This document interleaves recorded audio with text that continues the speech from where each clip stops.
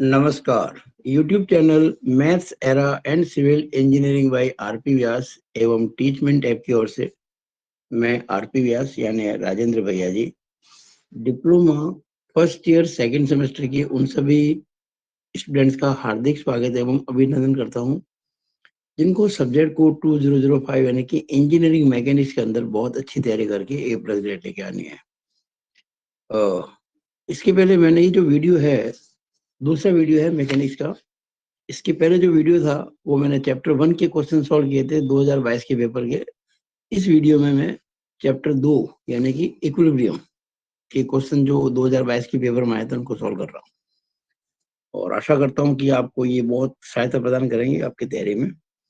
और यूँ आप चाहें तो मेरा जो यूट्यूब चैनल है Maths Era and civil engineering by RP Vyas, आप इसकी प्ले लिस्ट में जाकर 2001 और 2005 को सर्च करके चैप्टर वाइज या यूनिट वाइज क्वेश्चन आपको वीडियो के रूप में मिल जाएंगे, अच्छे अच्छे सॉल्व किए हुए, और आपको बहुत ज्यादा फायदा होगा। और उससे भी बहुत ज्यादा फायदा, देखिए क्या होता है कि पेपर जब सामान्य होता है, सिंपल होता है, तो कोई भी बच्चा पास तो हो जाता है। इसके बाद भी देखा गया कि मैथ्स मैकेनिक्स के अंदर बहुत से बच्चे फेल हो रहे हैं। मैक्सिमम बच्चे फेल हुए हैं मैथ्स में मैकेनिक्स के अंदर। और मेरी कोशिश होती है कि कम फीस के अंदर मैं बच्चों को लाभ दे सकूं। जहां 1000 रुपए खर्च करके भी बच्चों की बैग आती है, वहां मात्र 500 रुपए के अंदर मैं 2 सब्जेक्ट की कोचिंग दे रहा हूँ, 2001 मैथ सेकंड और 2005 इंजीनियरिंग मैकेनिक्स। यूट्यूब चैनल पे ये मैं वीडियो आपको इसलिए बता रहा हूँ ताकि आप देख सको मैं कैसा पढ़ाता हूँ। और वैसे मैं कहना चाहिए टीचमेंट ऐप के माध्यम से पढ़ाऊंगा, रिकॉर्डेड वीडियो होंगे बहुत गजब के, आप इसकी कल्पना भी नहीं कर सकते कितना अच्छा होगा। Basic knowledge plus solve example खूब सारे करके फिर अपनी खुद की एक्सरसाइज बना के किसी भी बुक की जरूरत नहीं पड़ेगी। और कई बच्चे अब तक इसका लाभ उठा चुके हैं और हो सकता है कि आपको इसका लाभ मिले। मैंने अपने परिचय में स्वयं को राजेंद्र भैया जी कहा है। मैं जब भी कोई वीडियो बनाता हूँ ये बात पहले बताता हूँ, उसका एक थोड़ा सा बैकग्राउंड कि मैं वैसे ही मेरी एज 67 ईयर्स है और अधिकांश समय मैं प्राइवेट पॉलिटेक्निक कॉलेज में प्रिंसिपल रहा हूँ और सिविल ब्रांच मेरी है। हालांकि मेरा diploma in the branch electrical है, एएमआई सिविल में किया। और यूं जब कभी बीच में कुछ कारण से कॉलेज छोड़ना पड़ा, और क्योंकि बहुत सारे प्राइवेट कॉलेज बीच में बंद हो गए फिर बाद में शुरू हुए थे ना, उस दौरान मैंने आदर्श विद्या मंदिर विद्यालय में पढ़ाया। वैसे शुरुआत मेरे 1982 से 87 आदर्श विद्या मंदिर से ही हुई थी। उसके बाद 87 से मैं लेक्चरर बना और 87 से मैं टेक्निकल एजुकेशन में हूँ। तो आदर्श विद्या मंदिर में जो माहौल मिलता है आप कल्पना नहीं कर सकते। जो कुछ पढ़ा उनको पता होता है। विद्या भारती से संबद्ध लाखों विद्यालय, आदर्श विद्या मंदिर, कोई सरस्वती शिशु मंदिर, इस प्रकार के नामों से पूरे भारतवर्ष के अंदर चल रहे हैं और भारतीय संस्कृति को पालित पोषित कर रहे हैं और बहुत अच्छी पढ़ाई सिलेबस के हिसाब से पढ़ाते हैं। मैंने भी गणित विषय पढ़ा है, कई बच्चों के राजस्थान बोर्ड में मेरिट आई है, कई बच्चों के 100% मार्क्स में आए हैं। अभी मैं कहीं भी जॉब नहीं कर रहा हूँ, केवल ऑनलाइन पढ़ाता हूँ बच्चों को, डिप्लोमा के, बीटेक के और दूसरे भी, आईआईटी की मैथ्स के बच्चे भी पढ़ते हैं। ये मेरा शौक है और मैं चाहता हूँ कि आप लोग जो डिप्लोमा कर रहे हो बहुत ज्यादा फीस देके भी कहीं बहुत अच्छा रिजल्ट नहीं रहता है, तो मैंने ये एक योजना शुरू की है। आपको ये यूट्यूब पे मिलेंगे बहुत सारे वीडियो और मिल जाएंगे। और आप कोई भी अगर प्रॉब्लम हो इस नंबर पे व्हाट्सएप करके अगर भेजेंगे तो मैं कोशिश करूंगा उसका समाधान कर दूं इस सब्जेक्ट के अंदर। और आप चाहें तो मेरी क्लास ज्वाइन कर सकते हैं मात्र 500 रुपए के अंदर, जिसमें 2001 और 2005 वो शामिल है। और सबसे बड़ी बात क्या है कि क्योंकि मैं बच्चों को हित देखता हूँ। आज के जमाने में 500 रुपए कुछ भी नहीं होता, एक पिज्जा भी नहीं आता है।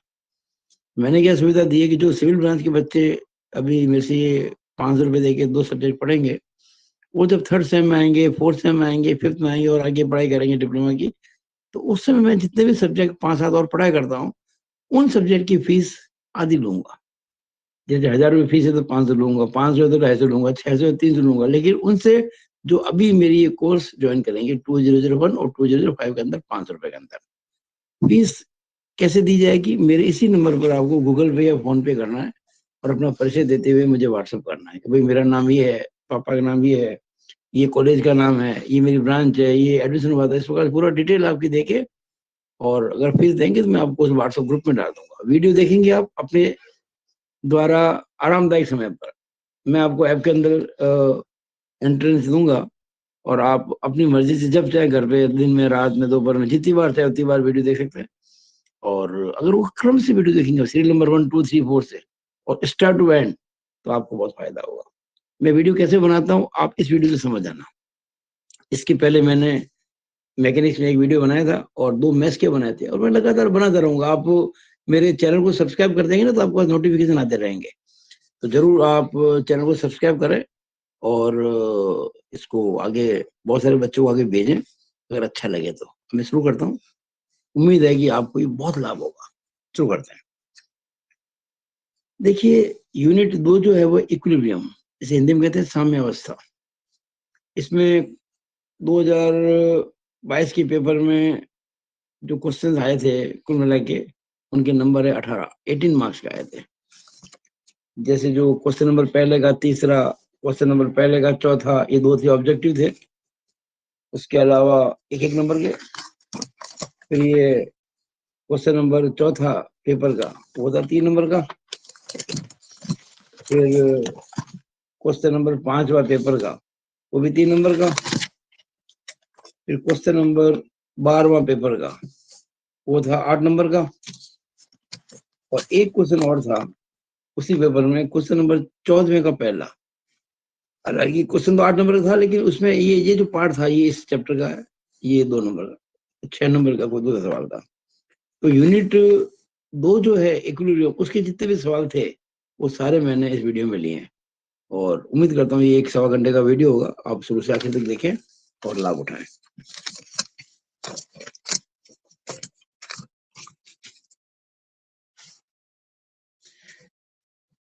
हमारे इस वीडियो का पहला क्वेश्चन, जो कि पेपर में क्वेश्चन पहले का तीसरा था, एमसीक्यू, मल्टीपल चॉइस क्वेश्चन। रामे की प्रमेय तभी लागू होगी तब जब Ramiz theorem will apply when. भाई रामीज थ्योरम कब अप्लाई होती है? तो 4 आंसर दिए हैं। देखिए, आपको पता होना चाहिए लामी की प्रमेय क्या है। क्या होती है लामी की प्रमेय? यदि किसी बिंदु पर 3 बल कार्य कर रहे हों और साम्यावस्था में हों, तो प्रत्येक बल शेष 2 बलों के बीच के कोण की साइन का समानुपाती होता है। When 3 forces are acting at a point and are in equilibrium, then each force is proportional to sine of the angle between the other 2 forces। ये है लामीज थ्योरम। तो इसमें ये ऑप्शन आपको मिल रहा है डी। डी राइट है। 3 संगामी बल, संगामी का मतलब एक पॉइंट से गुजरने वाले, 3 संगामी बल किसी पिंड पर कार्यरत हो और साम्यावस्था में हो। 3 concurrent forces act on a body and the body is in equilibrium। यही इसका ये कंडीशन है। ये कंडीशन फुलफिल होगी तभी लामी थ्योरम अप्लाई होगी। अगर ये अगर कंडीशन नहीं होती है तो लामी की थ्योरम लगेगी नहीं। बाकी 3 में ये जो ऑप्शन है ये भी काफी हद तक लगेगा बच्चों को सही, लेकिन सही नहीं है। इसमें क्या लिखा है? 3 समतलीय बल एक ही बिंदु पर संतुलन में हो, साम्यावस्था हो, संतुलन में होने की बात है। लेकिन इसमें खास क्या कहती है कि 3 समतलीय बल। अब लामी थ्योरम किसी ऐसा नहीं कि समतलीय बल के लिए लागू होती है, ये असमतलीय बल के लिए भी लागू होती है। बस कंडीशन एक ही है, एक पॉइंट पर 3 बल लगने चाहिए एक बिंदु पर, और वो साम्यावस्था में होने चाहिए, यानी उसका रिजल्टेंट 0 होना चाहिए तीनों फोर्सेस का। तब हम कहेंगे कि लामी थ्योरम अप्लाई होती है। तो ये पहला क्वेश्चन जो था उसका मैंने आंसर दे दिया आपको। दूसरा मेरे वीडियो का और क्वेश्चन नंबर पहले का ये चौथा, संतुलन के लिए प्रतिबंध है। कंडीशन फॉर इक्विलिब्रियम इज, कि भाई जब कभी होती है साम्यावस्था उसकी शर्त क्या है। वैसे तो ये बड़ा क्वेश्चन है, लेकिन अभी जो इसके अंदर डीप में नहीं पूछा गया है, तो हमें वही आंसर देना है जो हर प्रकार के संतुलन के लिए जरूरी होता है। देखिए, इसमें पहला sigma X into sigma Y is equal to sigma M. अब ये सिग्मा एक्स है, सिग्मा वाई है, सिग्मा एम है, ये जो नोटेशंस हैं ये आपको पता होने चाहिए। मैं बता देता हूँ, ये लिखे नहीं मिलेंगे आपको पेपर के अंदर। देखो सिग्मा एक्स क्या होता है मैं समझाता हूँ। Sigma x algebraic sum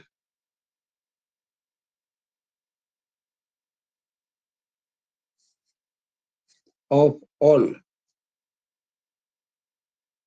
horizontal forces, यानी कि सभी क्षैतिज बलों का बीजीय योग। किसी पॉइंट पर बल लग रहे हैं ना जितने सारे भी, उन सभी के जो क्षैतिज बल निकालेंगे ना हॉरिजॉन्टल, उनको सब जोड़ेंगे algebraically. Algebraic sum of all horizontal forces, सभी क्षैतिज बलों का बीजीय योग।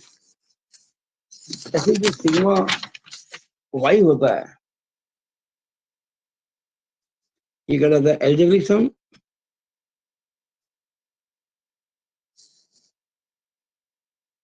Of all vertical forces. देखिए ये बातें मैं आपको समझाने के लिए लिख रहा हूँ, आंसर तो मैं एक झटके में दे सकता हूँ लेकिन उससे फायदा नहीं होगा आपको। मैं बेसिकली बातें बता के आंसर दूंगा। Algebraic sum of all vertical forces, सभी ऊर्ध्वाधर बलों का, ऊर्ध्वाधर कह दो या कई बार उदग्र बोल देते, उदग्र बलों का बीजीय योग।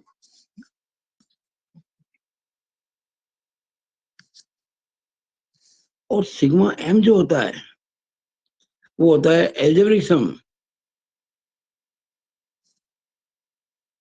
ऑफ ऑल मोमेंट्स, सभी आघूर्णों का बीजीय योग। आघूर्ण क्या होता है? किसी भी पॉइंट के अबाउट किसी फोर्स का आघूर्ण यानी मोमेंट क्या होता है? Force into perpendicular distance of that force, of line of action of that force from that point.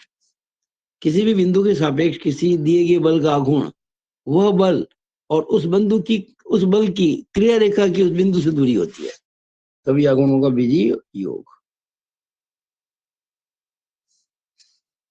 ये तीन बातें आती है। तो एक तो संतुलन होता है आपके किसी बिंदु पर कार्यरत बलों का।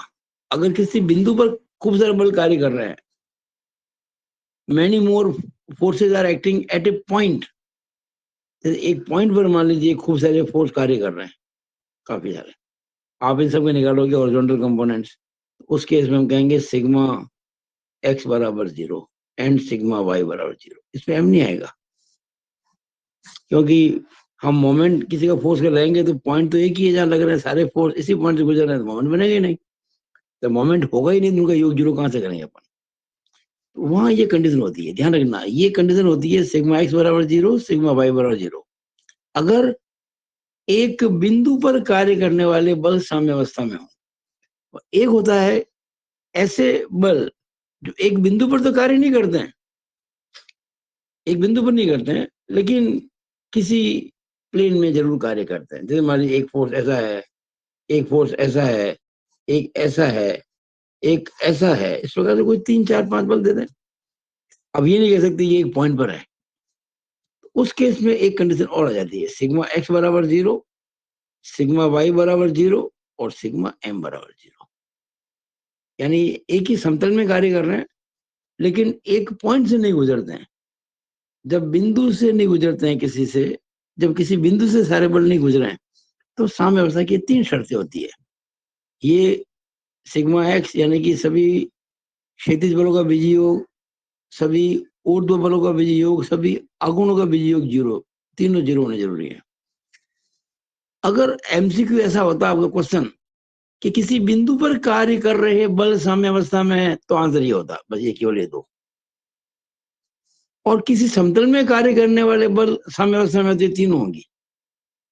अब इस क्वेश्चन में क्या है हमारे, कुछ क्लियर नहीं है, केवल कह दिया कि संतुलन के लिए प्रतिबंध है। तो कहने को तो ये आंसर बी भी सही है और आंसर ये सी भी सही है। बी में क्या है, सिग्मा एक्स बराबर 0, सिग्मा वाई बराबर 0। सी में क्या है, सिग्मा एक्स बराबर 0, सिग्मा वाई बराबर 0, सिग्मा एम बराबर 0। तो यहाँ पे ये आंसर ज्यादा उपयुक्त है, ये वाला। क्यों, इसमें ऐसा लिखा तो नहीं है कि किसी बिंदु पर कार्य करने वाला बल संतुलन में है। इसमें क्या लिखा है, संतुलन के लिए है, यानी कि वो बल समतल में हो सकता है। तो हमको ये आंसर, हालांकि गलत ये भी नहीं है, लेकिन पूरा सही का वो था, कहा जाता है कि एक बिंदु पर कार्य करने वाले बल संतुलन में है। क्योंकि ऐसा नहीं लिखा है, इसलिए मैं इसको तरजीह दूंगा। तो फिर बाकी गलती है। ये sigma X into sigma Y is equal to sigma M तो कभी होता नहीं है। ये sigma X square, sigma Y square, sigma M square सब जो ये भी नहीं होता है। इसका आंसर ये या ये हो सकता था, लेकिन ये ज्यादा सही है। मुझे आशा है कि आपको ये अच्छे से समझ में आया होगा। आगे चलते हैं।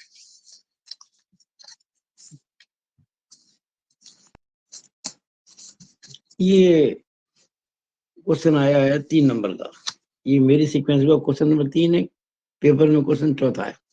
लामी प्रमेय का कथन लिखिए, राइट स्टेटमेंट ऑफ लामी थ्योरम। देखिए, जब आपको कथन लिखना होना तो एक छोटी सी बात मान लो, एक छोटा सा फिगर जरूर बना लो लामी थ्योरम के लिए, एक लाइन डायग्राम, कोई दिक्कत नहीं है।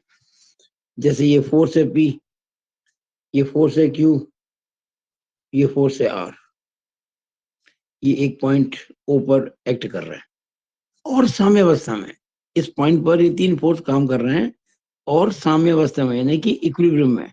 इसका मतलब इन तीनों का रिजल्टेंट 0 है। अब एंगल्स की बात चलते हैं, तो ये जो पी फोर्स को छोड़ दो तो बाकी दो बल के बीच का एंगल जो होता है ना, वो हमें अल्फा कहते हैं। अब क्यू को भूल जाओ, बाकी दो बल के बीच का एंगल क्या होता है, बीटा होता है। अब आर को छोड़ दो तो बाकी दो बल के बीच का एंगल जो होता है उसको गामा कहते हैं। ये फिगर जरूर ध्यान रखें आप। अब लिखते हैं इसका स्टेटमेंट। यदि किसी बिंदु पर क्रियाशील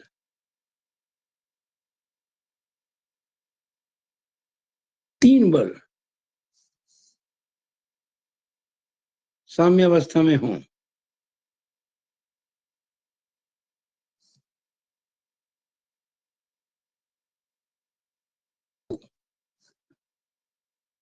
प्रत्येक बल अन्य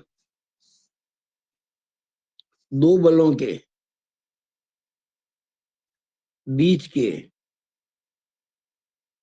कोण की ज्या ज्या का मतलब साइन कि ज्या के समानुपाती होता है। ये स्टेटमेंट है हिंदी में। यदि किसी बिंदु पर क्रियाशील तीन बल साम्यावस्था में हों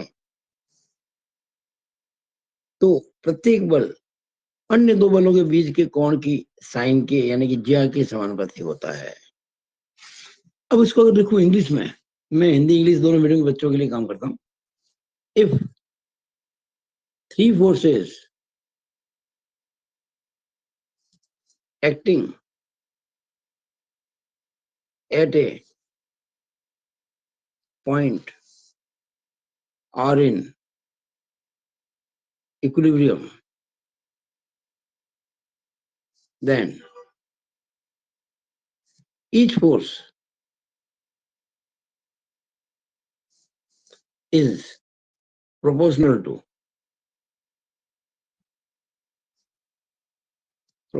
the proportional to sine, होता है ना sine theta, oh sine, proportional to sine of the angle between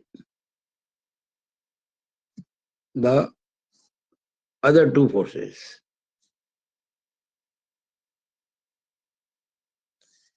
If 3 forces acting at a point are in equilibrium, then each force is proportional to sine of the angle between the other two forces.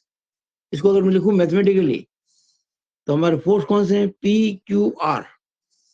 आप लिख दो ये P upon is equal to Q upon is equal to R upon हर force, बाकी दो forces के बीच के कोण की साइन का समानुपाती है। तो P अगर फोर्स है तो बाकी कौन से दो फोर्स बचे? Q और R, उनके बीच एंगल कितना है? अल्फा। तो P upon sine alpha, Q upon sine beta, R upon sine gamma. बस ये, अगर ये क्वेश्चन आता है एग्जाम में आपके, ये फिगर बना दिया और ये हिंदी में इंग्लिश जो भी आपकी लैंग्वेज लिख दिया। चलो इतना समय भी नहीं मिले तो ये लिख दिया, और साथ में ये लिख दिया कि जो तीन बल हैं पी क्यू आर, ये इक्विलिब्रियम में, ये लिखना बहुत जरूरी है। अगर किसी बिंदु पर कार्य करने वाले तीन बल साम्य अवस्था में हो, तो अगर आपको लैंग्वेज भूल जाए ये वाली, तो आप सीधा ये लिख दे बस। जैसे if three forces acting at a point are in equilibrium, then P upon sin alpha is equal to Q upon sin beta is equal to R upon sin। मैंने अपना काम पूरा किया है, और ये तो एग्जाम क्वेश्चन ऐसे सैकड़ों क्वेश्चन आपको मिलेंगे किताबों में, तो बहुत अच्छे अच्छे। और किताब में क्वेश्चन आपको बहुत टिपिकल वे मिले। मैं जो वीडियो बनाता हूँ बहुत सिंपल वे में बनाता हूँ, कोई भी बच्चा आसानी से समझ ले। आप अगर वो क्लासेस ज्वाइन करते हैं तो मुझे पूरा विश्वास है कि आपको कहीं पर भी कुछ जरूरत नहीं पड़ेगी, किसी बुक की जरूरत नहीं पड़ेगी। एक्चुअली मैं जब पढ़ाता हूँ किसी बुक की जरूरत नहीं पड़ती है। बस उनको ये बच्चों को ये करना होता है कि अगर मैंने किसी चैप्टर के 12 वीडियो बनाए हैं तो उन वीडियो को एक नंबर से देखना पड़ेगा, वीडियो नंबर 1 2 3 4, और हर वीडियो को स्टार्ट टू एंड। और मैंने जैसे मैथमेटिक्स है उसके अंदर कुछ यूनिट की मैंने 3 3 4 4 क्लासेस बनाई हुई है। जैसे यूनिट 1 है मैट्रिसेस एंड डिटरमिनेंट्स, उसके अंदर मैंने 3 क्लास बनाई है। पहली मैट्रिक्स की, दूसरी डिटरमिनेंट की, तीसरी इक्वेशंस की, और इनवर्स फंक्शन, इनवर्स मैट्रिक्स की।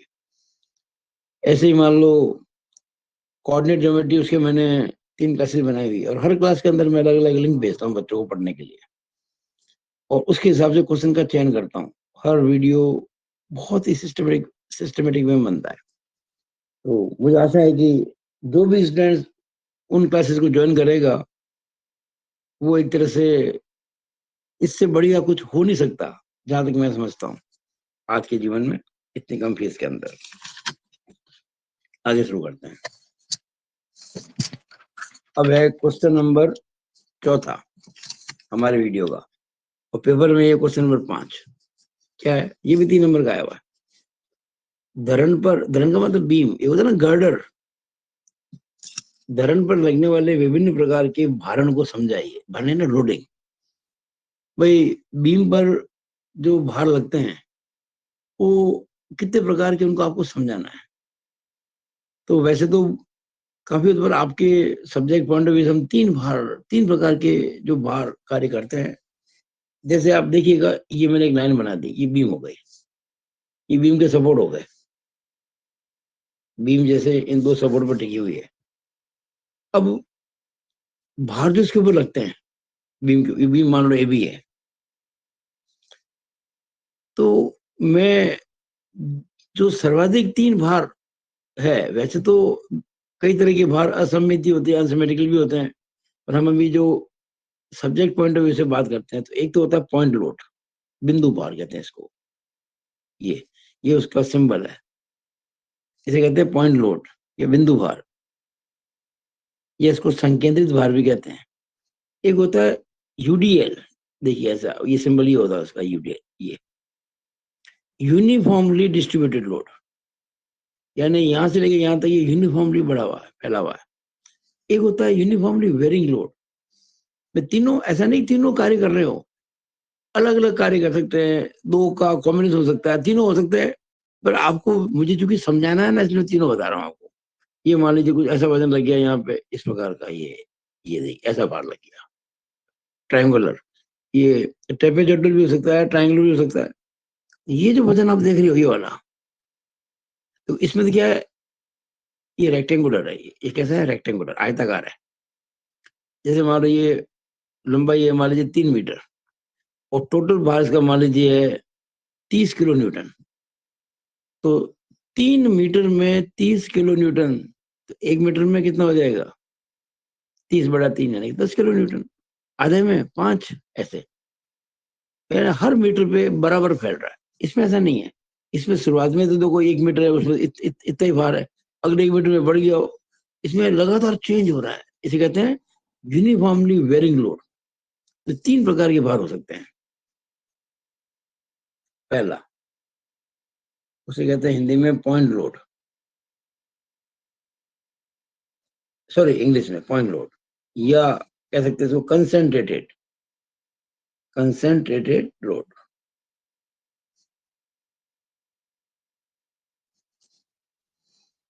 हिंदी में कहते हैं इसको बिंदु भार, या संकेंद्रित भार भी कह सकते हैं, संकेंद्रित भार। अच्छा, इस भार को कैपिटल डब्ल्यू से रिप्रेजेंट करते हैं, इस भार को स्मॉल डब्ल्यू से रिप्रेजेंट करते हैं।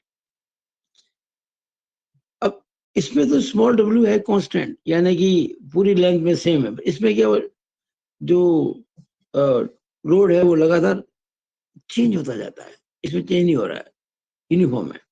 इसके लिए अलग से कोई सिंबल नहीं मिलेगा आपको। अब ये पहला ये हो गया। ये जो भार आप देखा ये वाला, जैसे मान लीजिए ये सी बिंदु पर कार्य कर रहा है, ये तो ये डी से लेकर ई तक कर रहा है, और ये एफ से लेकर जी तक कर रहा है। ये जो भार है point load, it act at a point, ये किसी बिंदु पर कार्य करता है, ये ध्यान रखें आप। अब जैसे मुझे मान लीजिए इस ए पॉइंट के अबाउट इस फोर्स का मोमेंट लेना है, मान लीजिए इस फोर्स का मोमेंट लेना है, तो फोर्स इनटू डिस्टेंस, बस ये मोमेंट हो जाएगा। कितना आसान हो गया। जैसे मान लीजिए ये दूरी, सपोज करो ये जो दूरी है ये 1 मीटर है, ये मान लीजिए 2 मीटर है, सपोज ये दूरी 2 मीटर है, तो जो इसका मोमेंट होगा ए पर, सिग्मा मोमेंट अबाउट, सिग्मा नहीं sorry, moment of W about A, इस लोड का मोमेंट लेना ए के अबाउट, तो डब्ल्यू इंटू 2 हो जाएगा, डब्ल्यू इंटू 2, ये पॉइंट लोड का मीनिंग हो गया। अब बात करते हैं uniformly distributed load. Uniformly distributed load,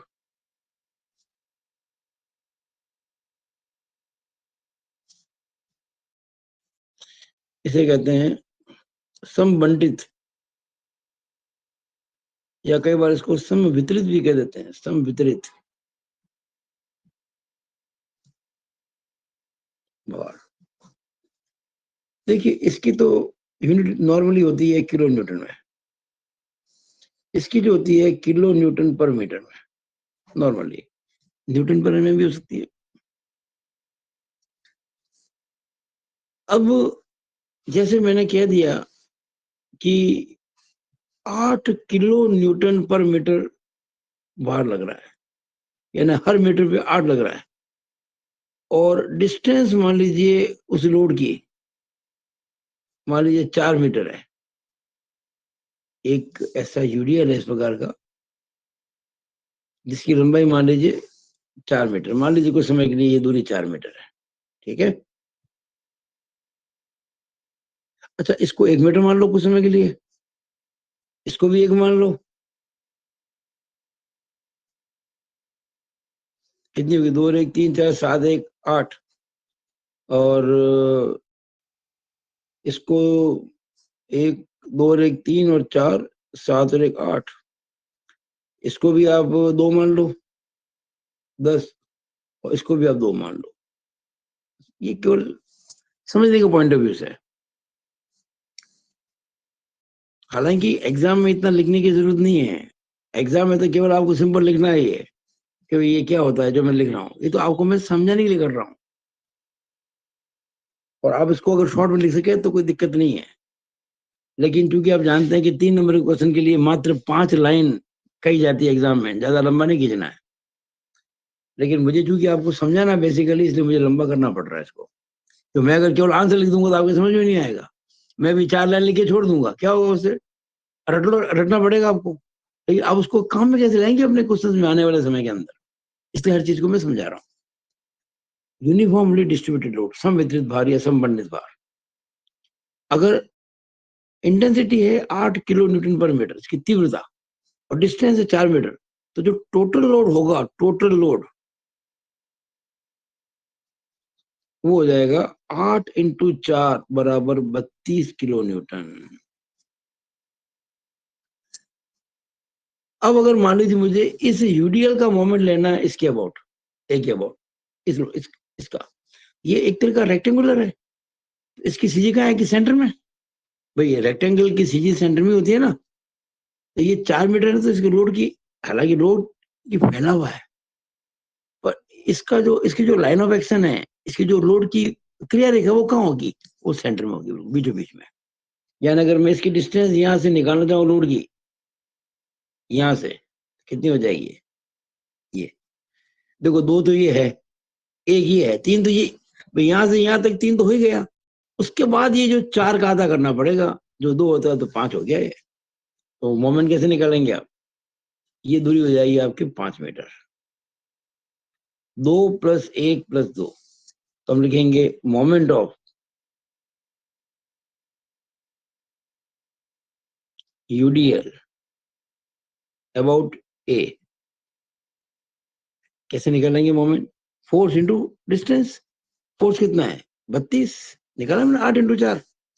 जैसे मान लीजिए आपको दे रखा है 8 किलो न्यूटन पर मीटर, ये 8 किलो न्यूटन पर मीटर, तो ये कुल मिला के मैंने निकाल दिया, 8 इंटू 4 कर दिया 32, इंटू इसकी सीजी की यहाँ से दूरी जो है 5, 32 पंजे 160 किलो न्यूटन मीटर। मोमेंट की जो इकाई होती है वो होती है किलो न्यूटन मीटर। जैसे मैंने यहाँ अभी आपको बताया था, ये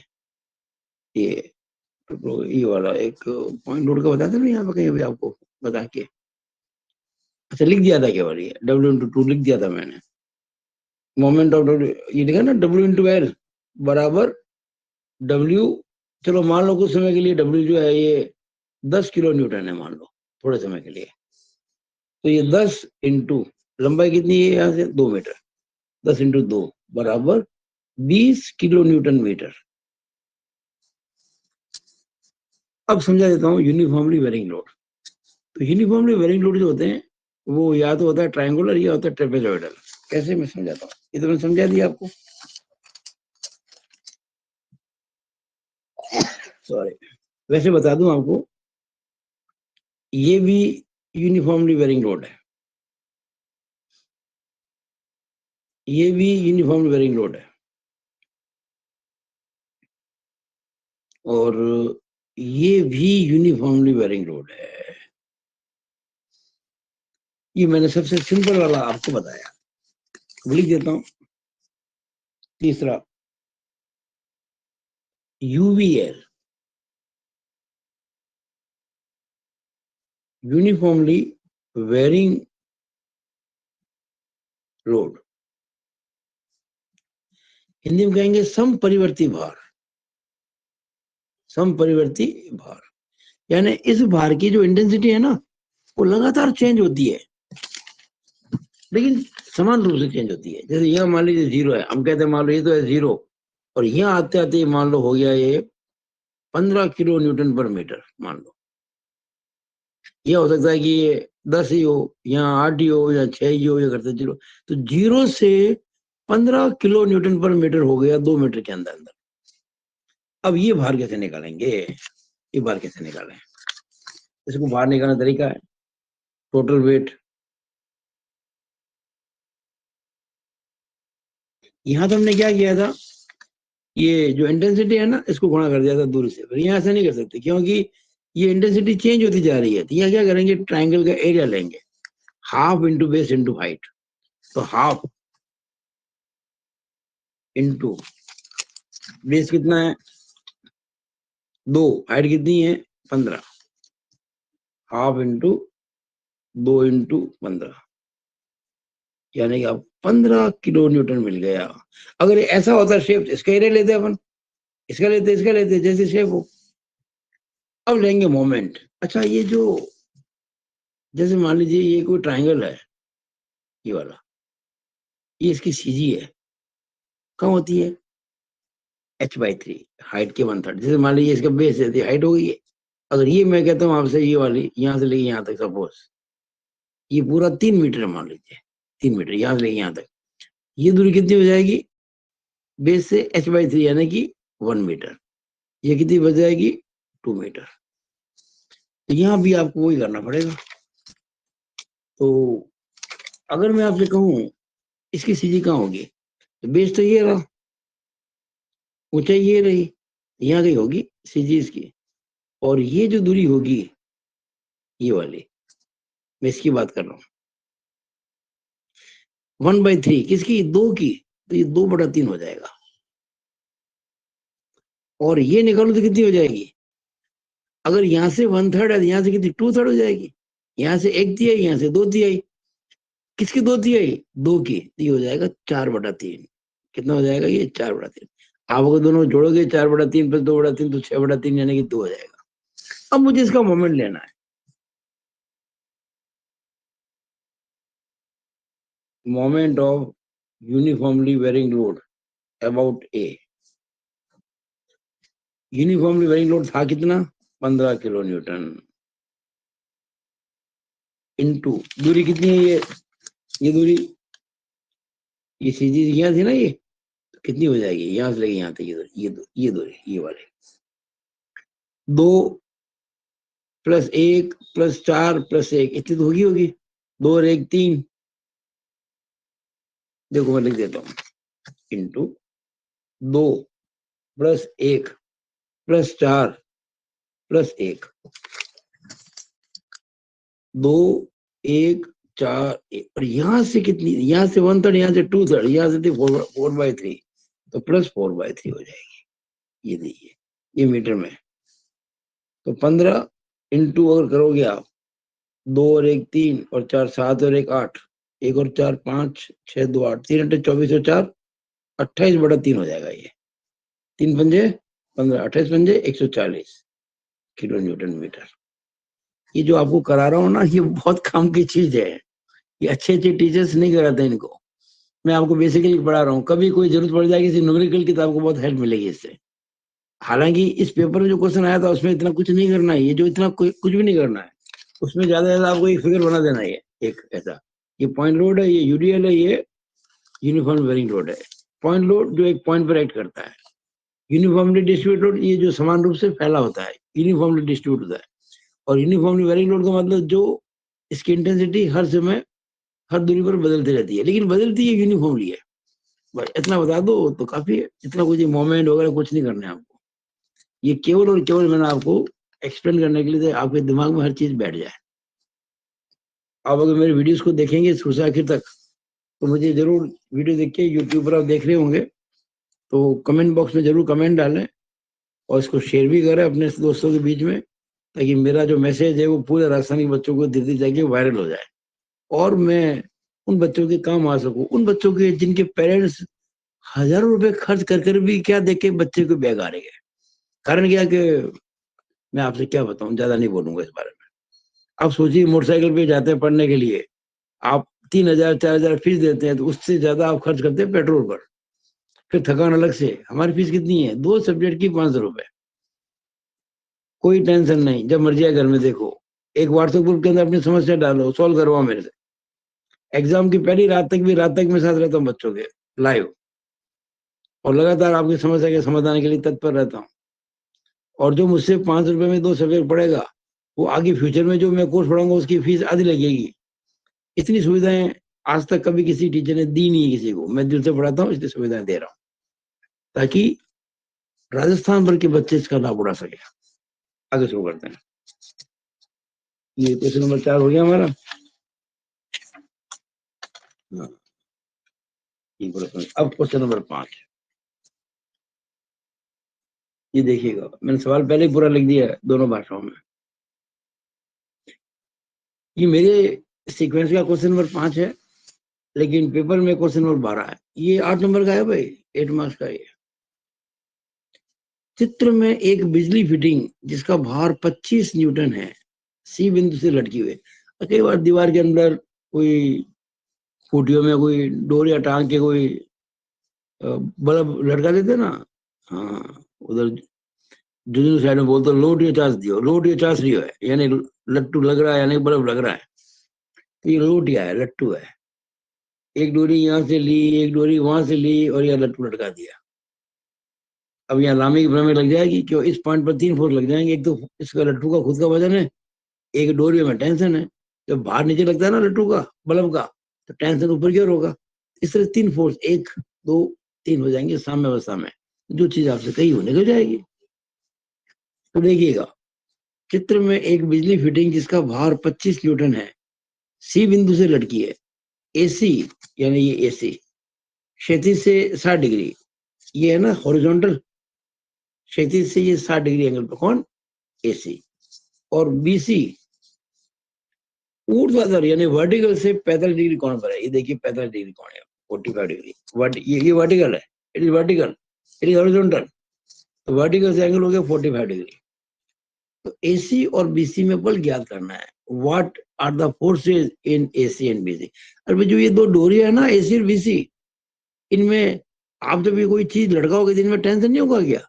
अगर ये मजबूत नहीं हुई तो टूट जाएंगी, मजबूत है तो नहीं टूटेगी, लेकिन टेंशन तो होगा। वो आपको पता करना कितना है। मैं इंग्लिश में बोलता हूँ। An electric light fixture weighing 25 Newton having hangs, लटक रहा है, hangs from a point C by 2 strings AC and BC. The string AC is inclined at 60 degree to the horizontal and BC is inclined at 45 degree to the vertical as shown in the figure. ये figure दिख रहा है आपको? Determine the forces in the strings AC and BC. AC और BC में आपको force पता करना है। बहुत सिंपल क्वेश्चन है, मैंने आपको अच्छे से क्वेश्चन समझा दिया है। हमें एक लाइन डायग्राम बनाना है और लामी की प्रमेय लगा देनी है बस। तो देखिएगा, ये एंगल था वर्टिकल से 45 डिग्री। तो चलो ये 45 डिग्री मैंने बना दिया। लो जी, ये बना दिया 45 डिग्री। और यहाँ पे लगा दिया लोटिया, यानी कि बल्ब। अब मैं बल्ब की शेप नहीं बनाऊंगा, यहाँ लिख दूंगा 25 न्यूटन बस। 2.5 किलो का बल्ब है, 25 न्यूटन मतलब 2.5 किलो। और ये लग रहा है सी पर, ये पॉइंट था ए, बी था ये पॉइंट ए नहीं है, ये पॉइंट बी है। This point is B. ये रहा, एक लाइन जा रही है, ये ए है। और ये अगर मैं कहूं आपसे कि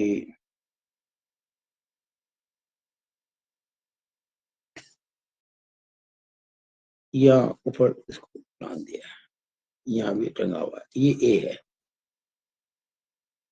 और ये एंगल जो है 60 डिग्री है विद हॉरिजॉन्टल।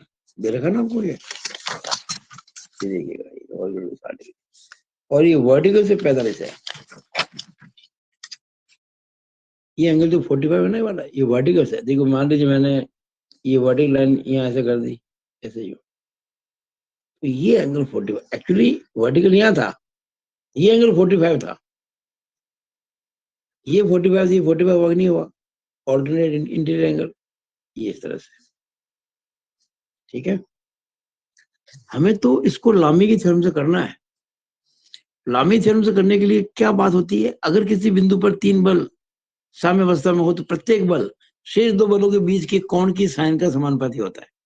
हमें क्या करना, हर एक फोर्स को शो करना, बाकी 2 फोर्सेस के बीच का एंगल, ये हमारी शर्त होती है।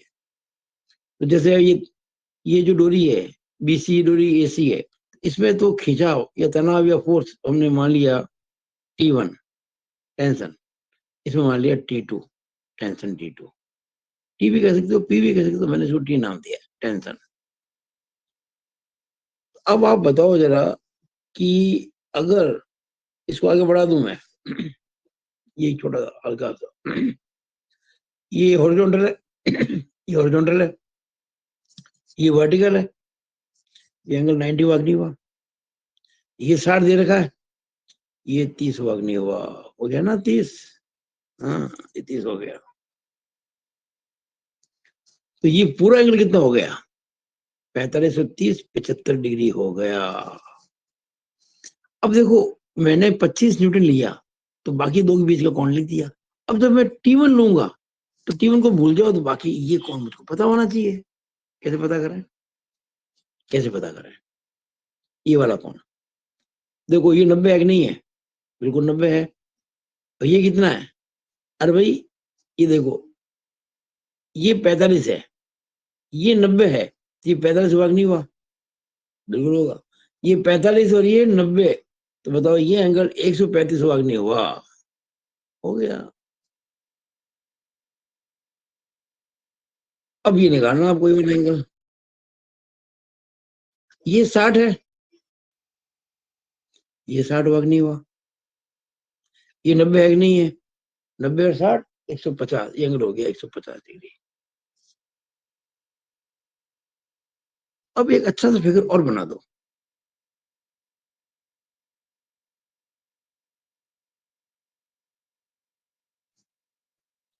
25 Newton T2 T1 75 degree 150 degree और ये हो गया 135 डिग्री। जरा चेक कर लो, ये सब एंगल मिलके 360 होने चाहिए। देखो 135 और 75 कितने हो गए, 135 और 5 तो होते हैं 140 और 70 हो गए 210, 210 और 150 360, ठीक है ओके। अब क्या लिखेंगे हम, इस पॉइंट को हमने सीखा ना, अब लिखेंगे हम एट सी थ्री फोर्सेस, कौन कौन से, T1 T2 and 25 newton, T1 T2 and 25 newton are in equilibrium, equilibrium, hence applying Lami's theorem।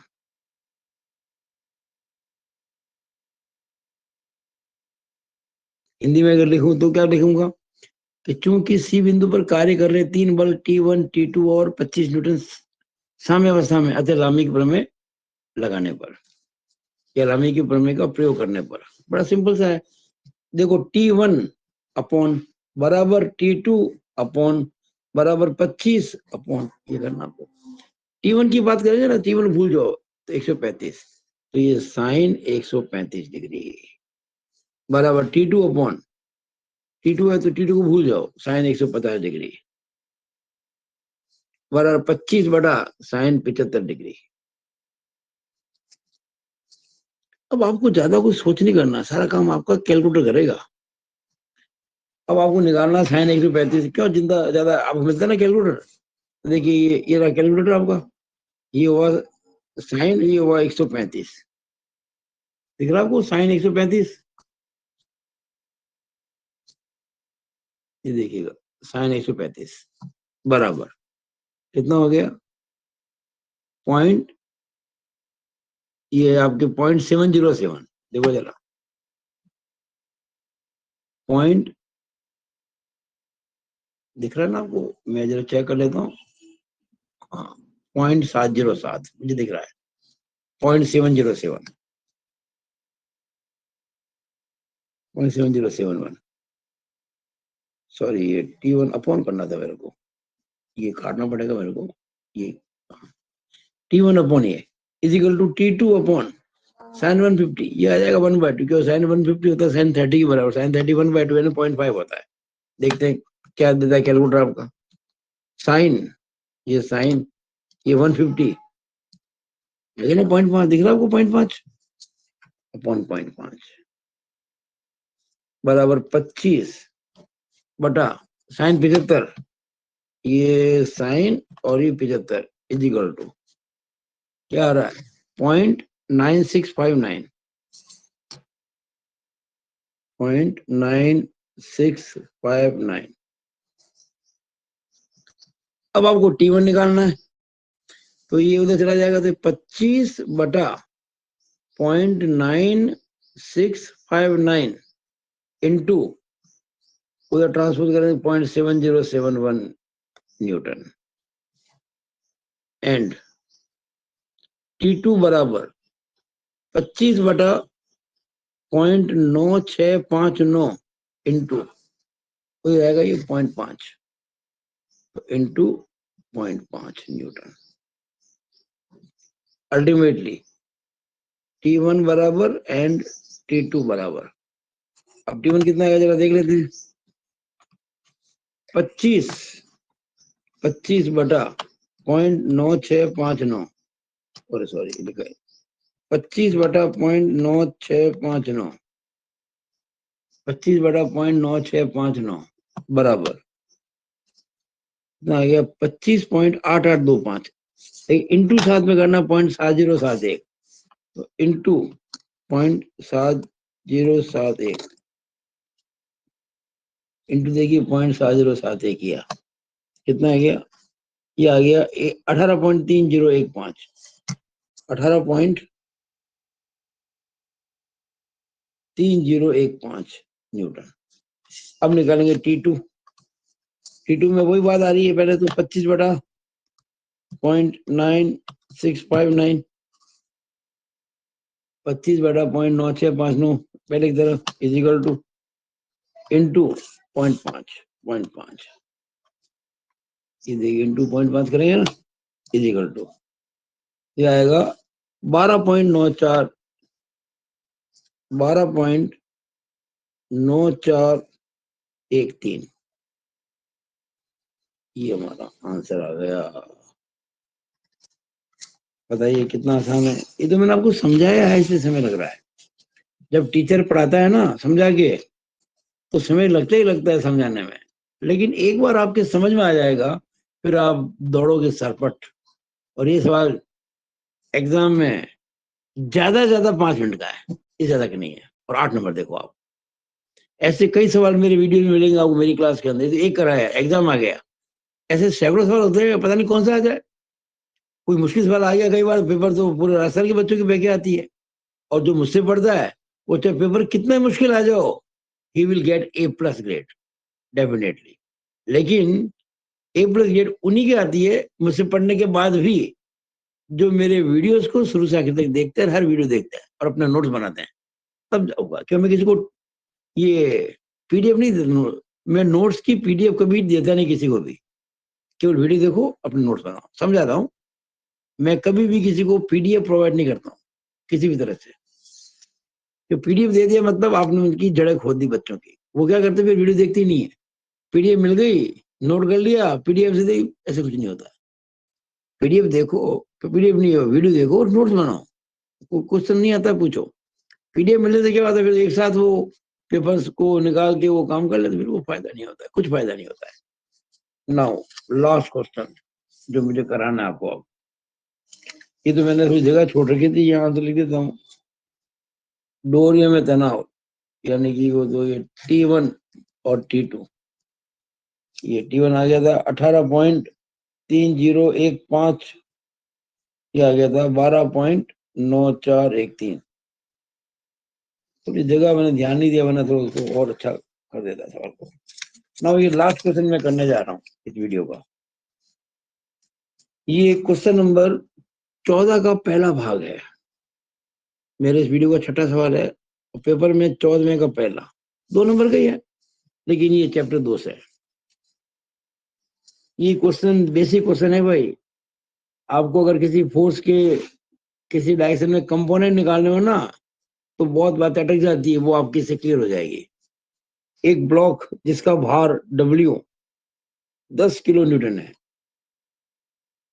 एक नत समतल, नत का मतलब इंक्लाइंड, एक नत समतल जो 30 डिग्री पर झुका है पर पड़ा है।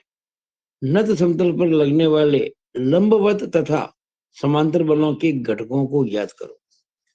we have to resolve the load W is equal to 10 kilonewton in the direction perpendicular and parallel to the surface. ये है इसका, इंग्लिश में बोल रहा हूँ.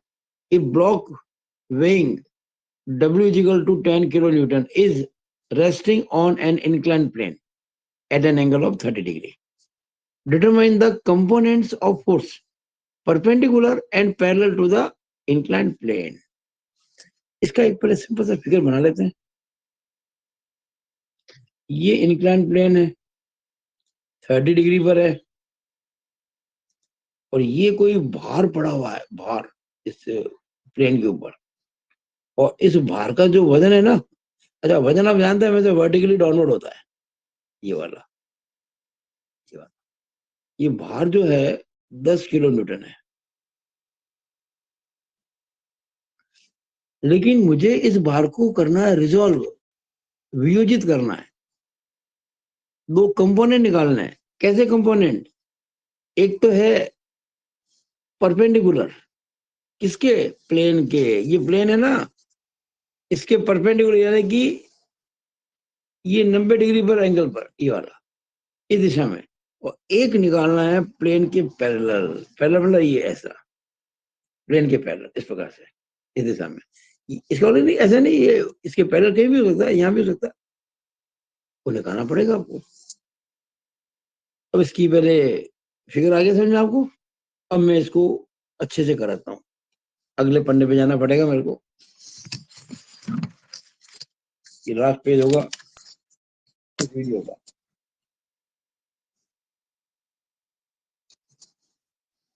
ये इंक्लाइन प्लेन है 30 डिग्री का. ये भार है जो है 10 किलो न्यूटन का.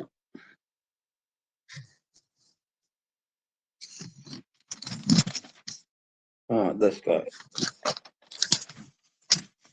अब आप देखिए, मुझे इसको रिजोल्व करना है, इसको वियोजित करना है, विघटित करना है. एक तो प्लेन के पैरेलल, एक प्लेन के परपेंडिकुलर. मैं क्या करूंगा, जहां से भार शुरुआत की है ना, वहां से एक लाइन खींचेंगे प्लेन के परपेंडिकुलर, ऐसे. ये मैंने पेन पढ़ा नहीं, ऐसे इस प्लेन के साथ में नॉर्मल. ये देखो, ये 90 डिग्री एंगल है नहीं, ये प्लेन की डायरेक्शन है ना, ये ठीक है. ऐसे एक लाइन खींच दी, हल्की सी, बिना घेरी की हुए, हल्की सी, बिल्कुल खड़ा नहीं करना है इसको. राइट. अब क्या करना है, आप प्लेन के ऊपर अपना पेन रख दो. रख दिया. अब इसके पैरेलल चलो, और जैसे ये पॉइंट आता है जहां लाइन खत्म की लोड की, वहां ये ऐसे बस, यानी कि इस पॉइंट से इस लाइन के पैरेलल खींच दो. ये हो गया. ये बताइए मेरे को, एक्चुअली तो क्या होगा, फोर्स ऐसे होगा जी, जो लोड जो है लगा हुआ है ना, ये बनेगा रेक्टेंगल.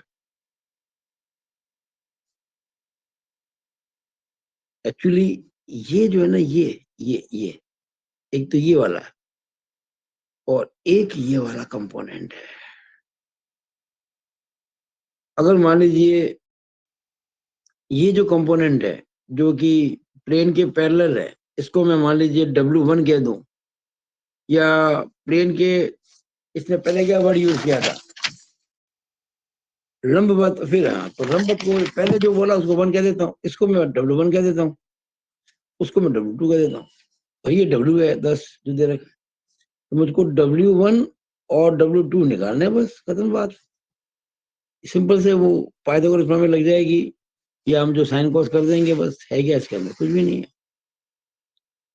अब देखो बाई ज्योमेट्री आप देख लीजिएगा, अगर ये एंगल 30 है ना, ये वाला, अगर ये एंगल 30 है, तो बता दूं मैं आपको, ये एंगल भी 30 ही होगा. ये आप ज्योमेट्री से जान सकते हैं. सारा भार डाल दो, आपको कुछ नहीं करना है, सारा भार डाल दो ज्यामिति पर. We know that from geometry this angle will be 30. अब ये चूंकि दो लाइनें परपेंडिकुलर हैं, ये 90 डिग्री एंगल हो गया. तो आप चाहो तो इसको यहाँ 60 भी कह सकते हो, 60 डिग्री कह सकते हो इसको। ये लो जी। अच्छा, अगर ये W2 था, ये क्या बना, एक रेक्टेंगल है, it is a rectangle. Actually होता है कैसा नियम, समांतर चतुर्भुज का नियम, लॉ ऑफ पैरेललोग्राम। पर यहाँ चूंकि ये प्लेन के पैरेलल और प्लेन के वर्टिकल कंपोनेंट है तो 90 डिग्री हो जाएगा। और जब कोई पैरेललोग्राम का एंगल 90 होता है तो फिर क्या बन जाता है, रेक्टेंगल बन जाता है। और रेक्टेंगल की अपोजिट साइड बराबर होती है। अगर ये W2 है तो ये भी W2 ही तो होगा भाई। और ये W1 है ही है, और ये W है ही है, ये वाला दे रखा आपको, ये वाला दे रखा है। अब मैं क्या करता हूँ, ये जो ट्रायंगल दिख रहा है आपको, ये वाला, इसकी अलग से रचना करता हूँ। इस ट्रायंगल की देखो, इस ट्रायंगल की अगर मैं इसको O कह दूं मान लो, इसको A कह दूं मान लो, इसको B कह दूं मान लो, तो देखिए ये आपके सामने मैंने बना दिया ट्रायंगल वापस से। ये 90 डिग्री है, ये W1 है और ये W2 है। आप एंगल कोई सा ले लो, चाहे ये लो चाहे दोनों लेने की जरूरत नहीं है आपको, जो मर्जी ले लो। जैसे मैंने मान लीजिए ये ले लिया तो मैं 60 लिखूंगा, वो लिखूंगा तो 30। अच्छा, ये देखो समझा दो, मैं आपको समझाना भूल गया, 30 क्यों होगा। देखो भाई ऐसा है, ये तो आपको 30 दे रखा है ना। ये 90 है कि नहीं है, क्योंकि लाइन हॉरिजॉन्टल है, ये वर्टिकल है, 90 हो गया। ये 30 है, ये 90 तो 60 हुआ कि नहीं हुआ। और भाई किसी ट्राइंगल की तीनों एंगल की सम कितनी होती है, 180 होती है ना, एंगल सम प्रॉपर्टी। ये 90 है, ये 30 है, तो ये 60 ही होगा। और आप जानते हैं ये और ये परपेंडिकुलर है, अगर ये 60 है ये वापस 30 भाग नहीं होता, तभी तो ये 30 और 60 तब 90 होगा। ये जो कि 90 है, ये वाला ये एंगल 90 है, 30 हो जाएगा। अब आप चाहे तो इसको 30 बनाओ, चाहे कोई एक एंगल लिखो भाई, दो मत लिखो। चलो मैं इसको लिख देता हूँ, चलो ये लिख देता हूँ 60 डिग्री, ये वाला, ठीक है। वही तो आपको देखो लाइन दे रखी है आपको ओरिजिनली, W ये वाली कितनी है, 10 किलो न्यूटन। अब आपने जब ये एक्यूट एंगल लिया है, जो एक्यूट एंगल आप लेते हैं उसके सामने होता है परपेंडिकुलर, यानी हम कहेंगे W1, ये W1 न्यून कोण कहने की एक्यूट एंगल सामने W1। और राइट एंगल सामने क्या होता है, हाइपोटेनियस कर्ण, लंब बटा कर्ण W1 बटा 10। ये कौन लिया ना, तो ये साइन साइन 60 हो जाएगा। एंड W2 निकालना है। अब देखो जब ये एंगल लेते थे, बेस बन जाएगा, आधार बटा कर्ण hypotenuse is equal to cos theta, यानी cos 60। Very simple. W1 is equal to 10 और साइन 60 आप जानते हैं √3/2 होता है। W2 is equal to 10, cos 60 जानते हैं 1/2 होता है, 2 पंजे 10, यानी W1 बराबर 5√3 Newton kilo Newton, and W2 बराबर 2 पंजे 10, 5 किलो न्यूटन आंसर। यानी कि वो जो बॉडी का वेट था 10 किलो न्यूटन, हम उसको दो भागों में बांटा। एक तो प्लेन के परपेंडिकुलर वो तो होगा 5√3 किलो न्यूटन, एक प्लेन के पैरेलल वो होगा 5 किलो न्यूटन। मुझे आशा है कि मैंने बहुत अच्छे प्रकार हर चीज को समझाया है। मैंने जो अब तक पढ़ाया बच्चों को, मैं 1982 से पढ़ा रहा हूँ। मेरा टीचिंग चल रहा है 1982 से। आप विश्वास नहीं करेंगे, सिवाय पढ़ाने के मुझे कुछ भी नहीं आता है। हजारों बच्चे पढ़ा चुका हूँ, 12वीं क्लास के बच्चे, IIT की मैथ्स पढ़ाता हूँ, अभी भी मेरे पास बैचे जाते हैं। 10-12 के बच्चे राजस्थान बोर्ड के मेरिट में आए हुए हैं। पॉलिटेक्निक कॉलेज में प्राइवेट में प्रिंसिपल रहा हूँ 1987 से 2002 पिलानी में। और उसके बाद फिर मैं 2009 से लेकर 2000 करीब 19 तक 10 साल तक बाहर रहा, उदयपुर, नोखा, बीकानेर, बड़ी अच्छी जगह पर। और पिछले लगभग 4 साल से मैं अपने सेवानिवृत्त होकर घर पे बैठा हूँ। और जो मैंने अनुभव प्राप्त किया है इतने सालों में, उसका मैं बच्चों को लाभ देना चाहता हूँ। आशा करता हूँ कि आप लाभ लेंगे और अपना बहुत पैसा और श्रम बचाएंगे और अपने पेरेंट्स को खुश करेंगे। इसी के साथ मैं अपनी बात समाप्त करते हुए अपना वीडियो समाप्त करता हूँ। आपको मेरे वीडियोस मिलते रहेंगे, ये तो मैं यूट्यूब पर डालता रहूंगा। अभी मैंने यूनिट 1 का वीडियो बनाया था थोड़ी देर पहले, भी 2 का बनाया, मैं धीरे धीरे 3 का, 4 का, 5 का, मैं सब्जेक्ट बाय सब्जेक्ट काम करते रहता हूँ, ये मेरे शौक में, ताकि अधिक से अधिक बच्चों तक मेरी बात जाए, मेरा मैसेज जाए। और आप मेरे को सुन रहे हो, आप देखो अच्छा लगा क्या आपको? अगर अच्छा लगा हो, आप अपने 10 दोस्तों को भेजो, वो अपने 10 को भेजें, ये वायरल हो जाएगा। और क्या होगा बाद में, आप इसकी कल्पना नहीं कर सकते। कितना लाभ होगा बच्चों को, कितना लाभ होगा पेरेंट्स को, उनको ये दुख नहीं झेलना पड़ेगा बैक आने का। ऐसा मेरा आपसे विश्वास है। इन्हीं शुभकामनाओं के साथ में मैं अपनी बात को समाप्त करता हूँ और इस वीडियो को भी पूरा करता हूँ। Thank you.